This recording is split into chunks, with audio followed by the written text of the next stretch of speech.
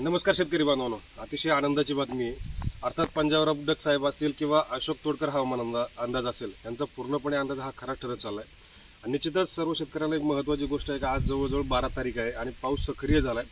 बऱ्याचशा ठिकाणी आगमन सुद्धा झालेलं आहे। त्या सर्व शेतकऱ्यांना सांगतो की निश्चितच जी धुरळ पेरणी असेल किंवा जी पेरणी करणार असेल तर निश्चितच जेवढं तुम्हाला लवकरात लवकर करून घेता येईल ते महत्त्वाचं आहे, तेवढं ते करून घ्या। त्याचा निश्चितच तुम्हाला फायदा चांगल्या पद्धतीने होणार आहे।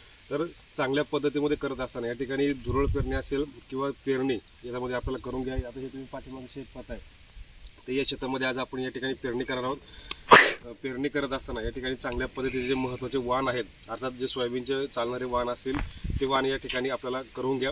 त्याचबरोबर उत्पादन चांगल्या पद्धतीने वाढलं पाहिजे यासाठी निश्चितच अगोदर तणनाशक मारणं गरजेचं आहे। ते तणनाशक मारत असताना आपण अगोदरच्या 2-3 व्हिडिओमध्ये आपण सांगितलेलं आहे की कुठलं तणनाशक मारणं गरजेचं आहे, ते सुद्धा तुम्ही व्हिडिओ बघून घ्या। किंवा या ठिकाणी आपण स्ट्रॉंग आर्म आणि डोस सुपरची एकत्र सुद्धा या ठिकाणी फवारणी करणार आहोत।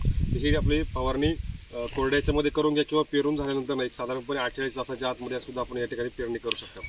तर ही महत्त्वाची आनंदाची बातमी आहे की पाऊस सक्रिय झाला आहे। निश्चितच आपल्याला जर आपलं शेत मार्गी लावायचं असेल, आपल्याला उत्पादन चांगल्या पद्धतीने नियोजन करायचं असेल तर निश्चितच आता तुम्ही या ठिकाणी धुरळ पेरणी असेल किंवा चांगल्या पद्धतीने पेरणी या ठिकाणी करून घ्या।